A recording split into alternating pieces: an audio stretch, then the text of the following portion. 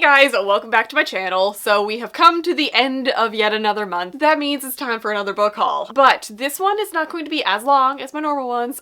That's a lie. Shoot, I have a book outlet order. Hold on. I just remembered that I have this to unbox in this video. I already took my thumbnail shot. Alright, this is gonna be much longer than I anticipated. Alright, let's get into this haul. The first few things that I have to show you, I'm just gonna kind of like toss in really fast because they are like bookish related.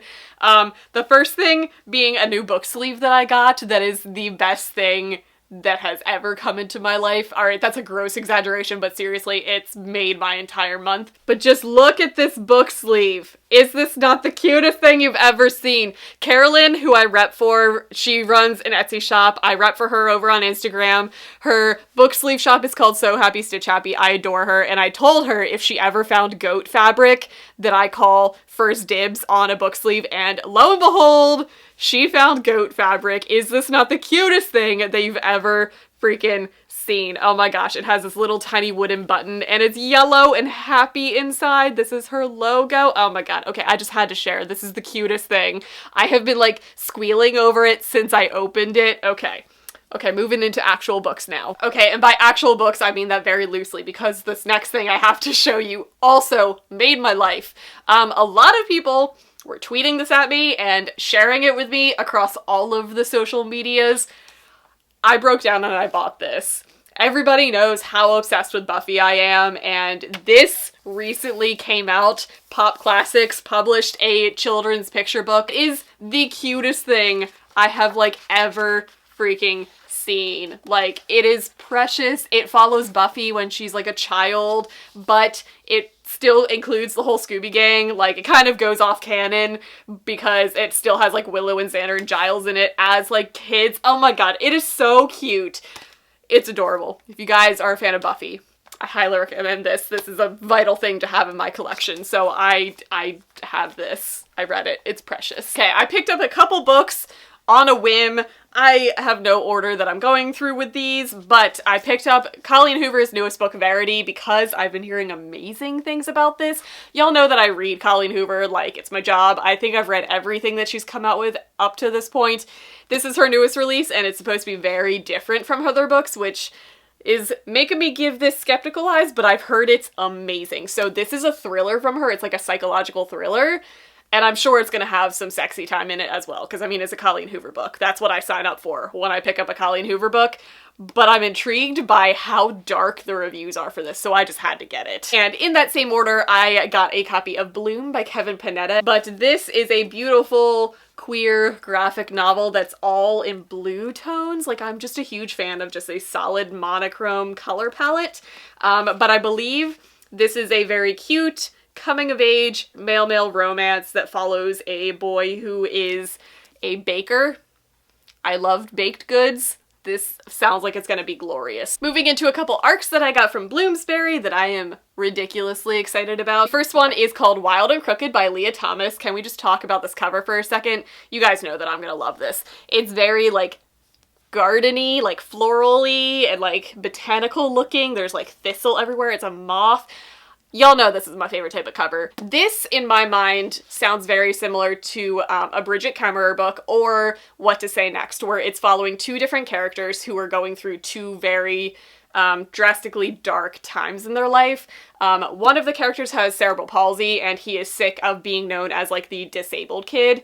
And the other person, I think it's the female, her father committed a brutal murder, and she is sick of kind of following in the shadow of a horrific thing that she couldn't control and was not a part of, but is associated with her. So I think it's the two of them kind of coming together and bonding, and I'm sure romance is gonna happen. It sounds great. It honestly sounds amazing to me. So this comes out on June 4th, so I'll be reading this very soon. Honestly, this is what I want to pick up like right now, so I might read this and review this earlier than June, but I'm very excited to have this and very grateful, so thank you, Bloomsbury, for sending this my way. I also got a copy, I just mentioned her name, of Bridget Kemmerer's newest book called Call It What You Want. This comes out June 25th, so not for a while. This, honestly, it sounds very similar to that one, and like I said, it sounds very similar to her other books, where it's following two characters who are both dealing with dark pasts or dark things in their lives and how they come together. This is following Rob and Megan, and Rob's dad was caught embezzling funds from the town, so he went from a very popular jock to a social pariah, so very similar type of storyline. And then this is also following Megan, who is an overachiever, but she has some dark secret that she is trying to hide from everybody in her town. And then her sister comes home from college pregnant. So that is another secret that she is trying to hide from her family and from the town. And again, like that one, I don't know what it is about these books right now, but I'm very much in the mood for that type of story where it's like a YA contemporary that's going to be a little bit more hard-hitting and deal with like controversial topics. I'm so excited. I just read Letters to the Lost by her and I fell in love with it. I liked her fantasy book.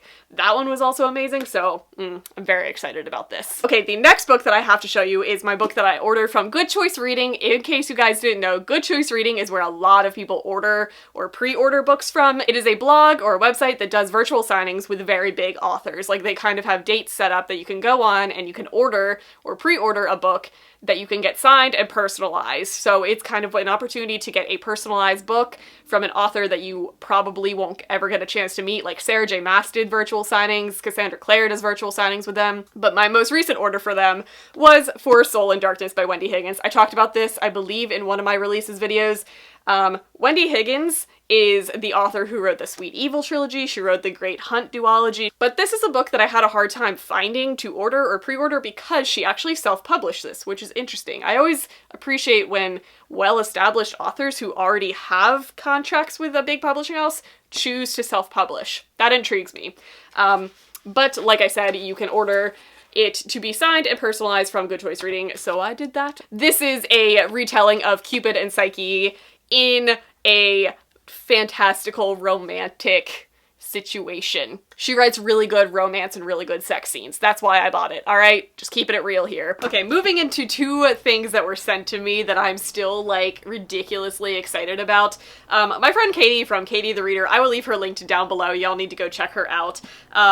Sent me a thing off of my Amazon wish list, but that included something else that I'm, like, stupid excited about. So first, she sent me Monstrous Volume 1, Awakening. This is a graphic novel that I've had my eye on forever.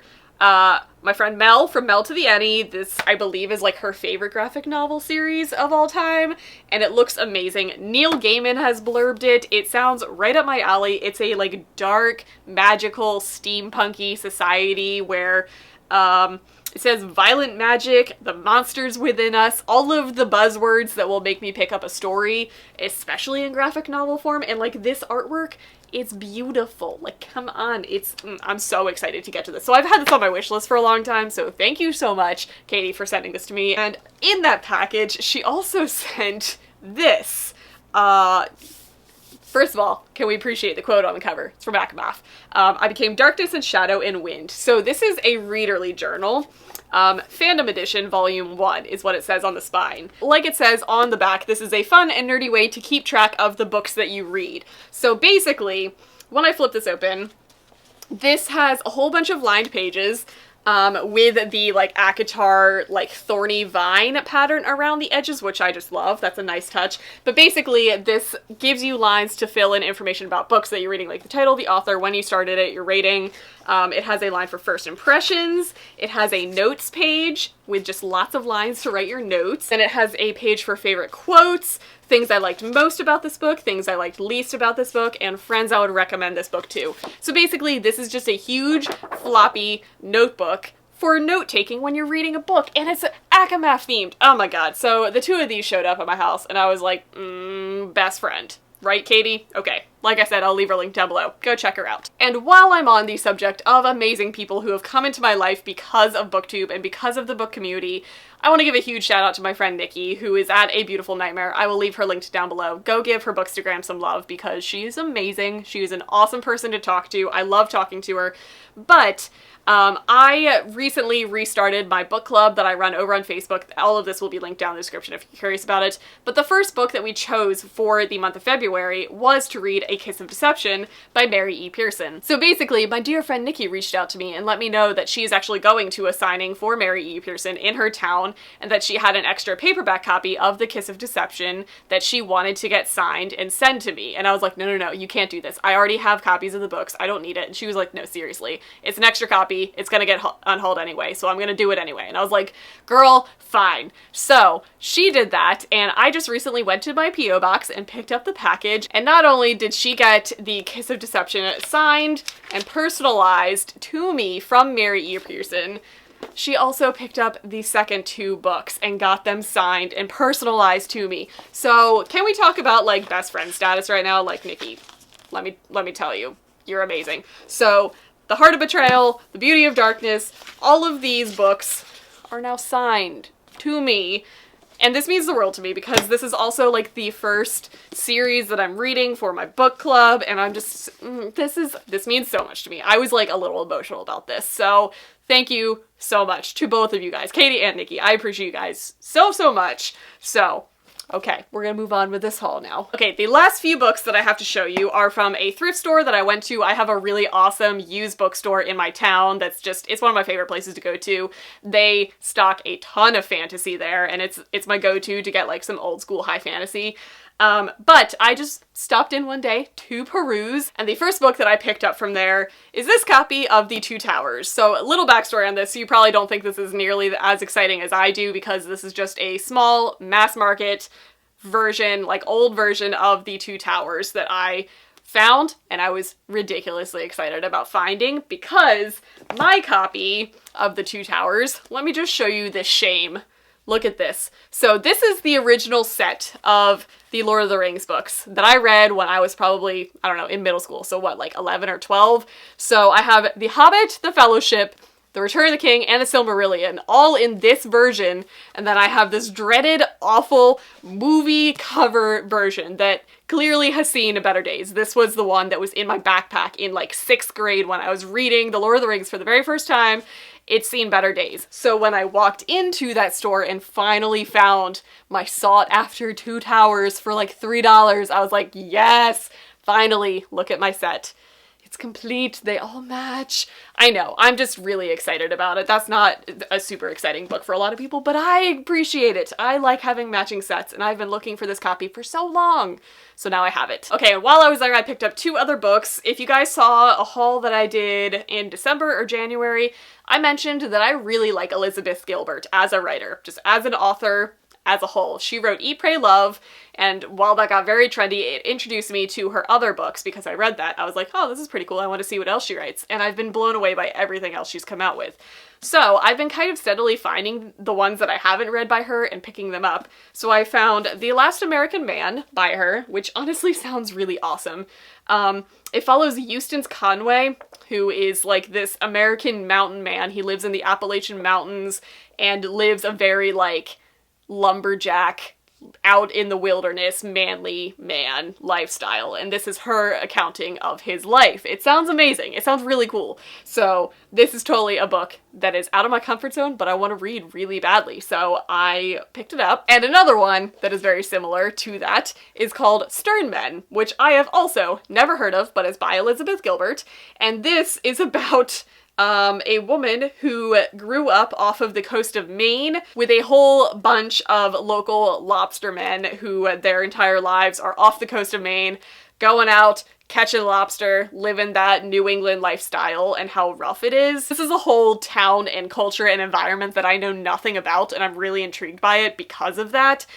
So it follows Ruth, who is the daughter of one of the biggest men in this like lobster conglomeration, I don't know. So she basically comes back to town and throws her like fancy boarding school lifestyle to the wind and decides to become a sternman and get on these boats with these gruff men and kind of show them who's boss as an 18-year-old woman. and I believe she ends up starting to fall for one of the men who is on the crew. It sounds amazing. Both of these books are so out of my element, but both of them sound so appealing to me, so I picked these up because I enjoy her writing and they sounded awesome. Okay, we are moving into the book outlet haul. Those are all of the extra books that I have to show you. Don't think I have that many books to put on the shelf, so I might have room up here, but again, like every book outlet order that I place, I don't remember what was in my cart. There was a reason that I placed the order, like there was a book that I wanted to buy, and it happened to be on book outlet, which means I had to buy everything that was already sitting in my cart.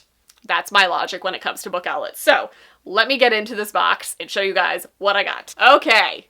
This is starting to come back to me now that I'm seeing the books that are sitting on top. So the first book that I'm actually really excited about that they had on book outlet because I've wanted to read it for a while is Baby Teeth by Zohe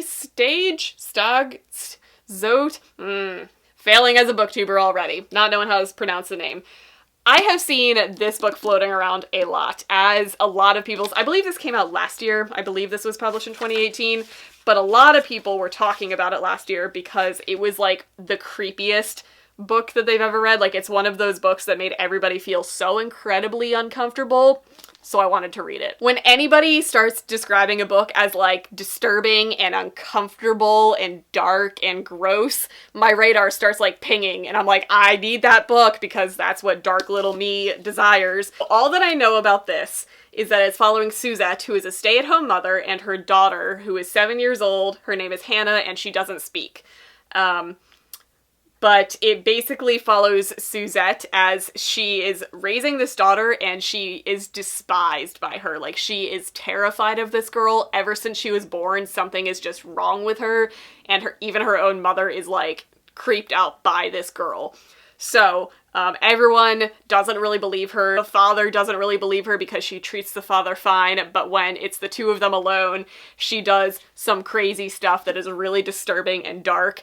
And I'm so down for it. This reminds me a lot of My Sister Rosa, which I read last year and totally creeped me out because it's one of those things where like our protagonist is trying to show the world that this child is like the spawn of Satan and nobody is believing them because they have this like angelic, cherub-like child in front of them and they don't believe that they're this evil creature except our protagonist. So I feel like it's going to be one of those like psychological, at the edge of your seat. I've basically heard that it's really disturbing and I want to read it. So I saw this on book outlet and I was like, yes, because this is not a very long book, but it's an adult book, which means this is priced at $26.99 regularly. So I did not want to pay that price. So I got it on book outlet for like $5. The next book I got was one that I've had sitting in my cart and I always take it out. Okay, does everyone else go through this mentality when you're on book outlet, you just start piling things into your cart because you need to get to that $35 price point to get to the free shipping. And then when you actually go to look at your cart, you have like 30,000 things in there and you're like, shoot, I need to start eliminating stuff. So this book is one of those books that I always put in my cart and then take out. And this time, I didn't take it out, and I'm very excited because people started recommending this to me a lot. So this is called The ThreeBody Problem. This is by Cixin Liu. I should have learned how to pronounce all of these authors' names before I started filming this. Hindsight. So this is a best-selling series that has been in China for a long time, and this finally got translated over to English. So not only am I intrigued by this, because Liu is one of the most beloved sci-fi authors over in China, but I'm curious to see how well it translates and how different, from what I know from reviews, the plot points and the linear progression of stories is very different from what we're used to over in Western sci-fi. So I'm very curious to see how that works, but I'm very intrigued by this because this is dealing with contact with intelligent alien life forms and how civilization would deal with that. That's kind of the standard backdrop of a lot of sci-fi stories. But what I'm curious about this is that it's set in China and it's set against the backdrop of China's Cultural Revolution. So it's going to have a lot of cultural influence to this that we don't really see over here in an American sci-fi story. And I feel like it's going to be obviously be very intelligent. The three-body problem comes from a math problem that I believe, oh man, I'm gonna sound so dumb explaining this. I believe it follows like how the velocity of three bodies of mass would affect each other when traveling through space. I might have just completely butchered that, but I'm pretty sure that's what the three-body problem refers to. So it's going to deal with a lot of science and math and how contact with intelligent life affects humans, probably because this life form is going to be way more intelligent than us at this point.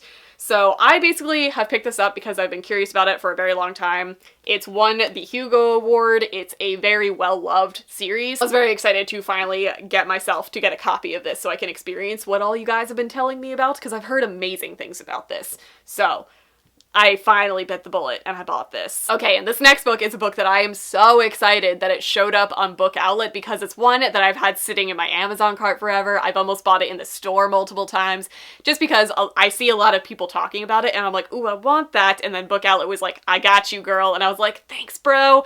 So that book is Semiosis by Sue Burke. This book sounds like it's going to be everything that I adore. So this is an adult sci-fi novel. First of all, can we just appreciate this cover real quick? Like, the science nerd in me is just like, yes, it looks like a textbook. So this is following colonists. I believe it's like a bunch of people who left Earth because Earth probably sucks at this point. I mean, it's sci-fi, which means we've probably destroyed our planet. Thanks, humans. But it follows colonists who are leaving Earth and are trying to repopulate on a new planet. That's kind of the preface of a lot of sci-fi stories. So they wake up after their like 150 hibernation year-long journey onto this planet that is covered in like lush vegetation, which is a good sign because that means it has the things that will sustain humans. So they're there and all of this vegetation is providing edible fruits and foods and things that they need to sustain life on this planet. And humans are like, solid, this is a great place that we can live for a long time.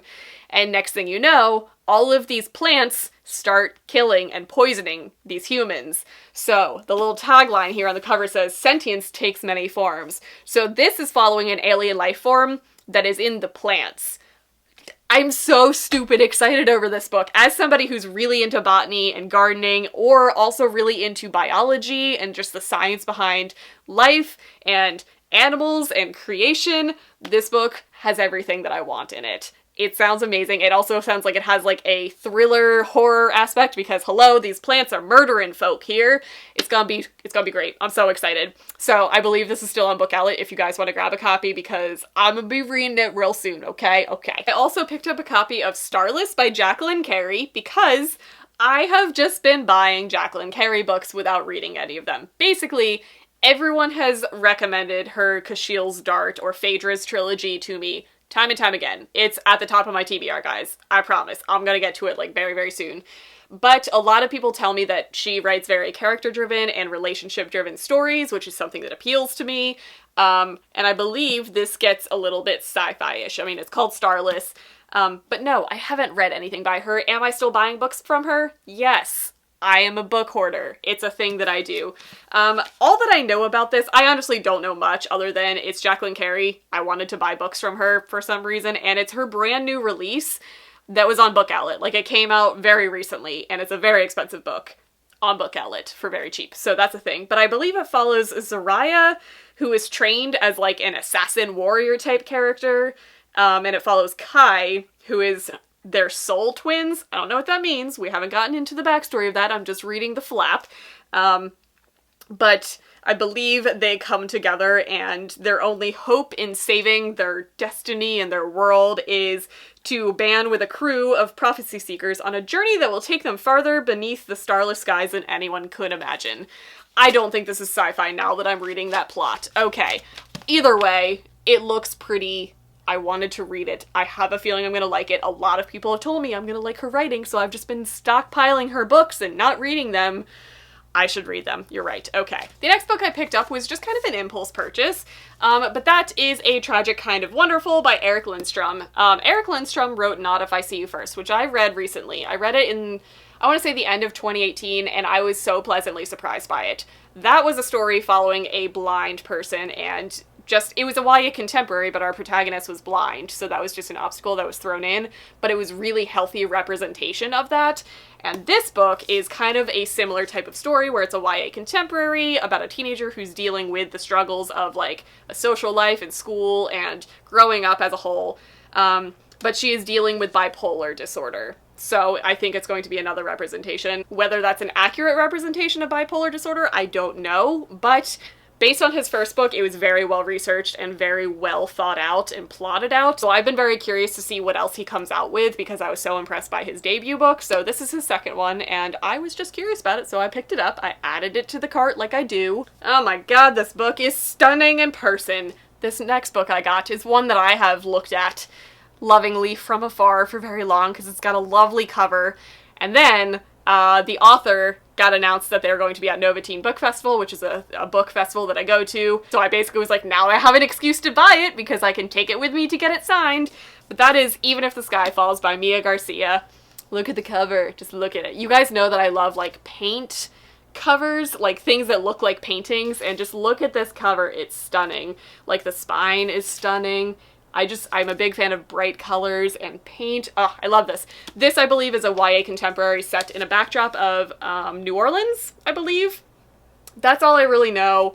That's all I really need to know going into a contemporary. I just want to go and experience it, but it's an author that I can meet, so I can get it signed. What color is it underneath? Ooh, yellow. Ooh, it has the title on that. That's fun. Pleasant surprises. The next book I picked up is one that I've wanted in my collection for so long, and again, now I have an excuse because she's going to be signing at Novatine, and that is Exit Pursued by a Bear by E.K. Johnston.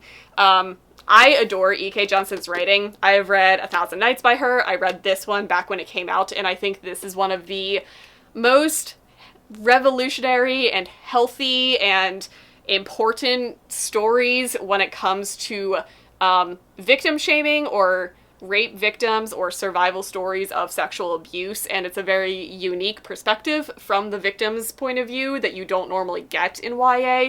I think it was beautifully done. It also had Shakespeare elements, which is where the title comes from. It's basically about a cheerleader who goes to a cheer camp, and she is just this really popular girl who ends up getting raped one night and has to basically repair her reputation and try and continue going on life being not known as a victim, because as soon as something like this happens and the town finds out about it, you just have this label thrown on you, and it's basically her trying to like stick it to the media, being like, stop calling me a victim, that's not all that I am. Yes, it's something that shouldn't be swept under the rug, but being a victim is not who she is, and she's just trying to establish her own identity again. It was so beautifully written, so I picked it up because now I can get it signed. I adore this book. Alright, I totally did order this. Look at that. Will I read this? I don't know. This is adorable. I picked up a manga. I've never read manga before, but I'm real into graphic novels now. I've always read graphic novels, but I've recently started buying them again. And I've tried manga in the past, and I don't think I was at an age that I could appreciate it, even though there's not an age that you need to appreciate it. But this one sounded right up my alley. So this is called How to Treat Magical Beasts, Mine and Master's Medical Journal. This is story and art by Kazaya, is the author and the illustrator, I believe. Basically, the synopsis sounds exactly like a type of story that I would want, and it just happens to be in manga form, so I feel like this is the perfect opportunity to try it again, because if any story is going to get me to read it, it's going to be one like this. This is kind of like a Newt Scamander type of story. It's basically set in a world where magic is forgotten and we are in the age of science. So mythic beasts are beginning to disappear. So we are following Ziska, she's our protagonist, and she is born into a line of mages and becomes an apprentice to a veterinarian of regular animals, but her interests lie in the magical creatures that exist in this world. I am so into this. This is literally following an apprentice to a vet of magical creatures. Like, come on, this is totally right up my alley. So this is on Book Outlet. I've had it sitting in my cart forever, so I'm gonna give it a shot again. I hope that I love it. I feel like I'm gonna love it. I finally picked up a book that I've been curious about for a long time. It's a very polarizing book. People either love it or they hate it, but it's been one that has been on my radar for a very long time because it's been out for a while. It has been popular for a while, and that is The Smell of Other People's Houses by Bonnie Sue Hitchcock. So this is a book, I believe it's set in, I want to say the 70s or 80s, in Alaska, and it follows multiple storylines and points of view, I think, and it's one of those stories that you're reading about all of these separate characters and plot lines, and they all start to kind of converge towards the end of the story. From what I've heard, it's a very touching and a very emotional story, but I've also heard from other people that they just really didn't like the writing style and it didn't click with them, so I'm curious to see what I think of it. And then the very last book is a book that I picked up for Mel and Amy's book club, Dragons and Tea book club. If you guys haven't joined that, I will leave it linked down below. They're some of my best bookish friends, and when they joined together to make a book club, I was like, yes, perfect, here's an excuse to read books that I normally wouldn't pick up. And the book that they selected for March is Last Call at the Nightshade Lounge, and this is by Paul Kruger, and I believe this is his own voices. So it's following Bailey Chen, who is out of college, so this is more of a new adult age type story, who gets introduced to a bartender at this lounge who is part fae, I think. Because there is magic in the drinks that you make. Like, all of these different, like, whiskeys and cocktails that you can concoct can give you different magical abilities. It's set in Chicago. It sounds amazing, and the entire book has drink recipes mixed throughout the entire thing. Like, in between each chapter, you get a legitimate drink recipe. This sounds so fun. I'm so excited to see what everyone thinks about it. I will read everything that they pick out for the foreseeable future because all of their books have been really unique and not at all on my radar, so I'm so glad that I joined this club. I'll leave it linked down below, like I said. So this is the last book that I have to show you, but that's gonna do it for this book haul. If you guys stuck with me this long, kudos to you. Make sure you hit the subscribe button because I do a lot of book hauls on this channel, just saying. A lot of books come into my life. So this is everything that I acquired in the month of February. Sans book subscription box books, because you've already seen me haul all of those, so I do actually have an entire stack sitting on the floor next to me that are also books that I acquired. But you guys have already seen those. So that is going to be it for this video. I hope you guys enjoyed, and I'll see you guys in my next one.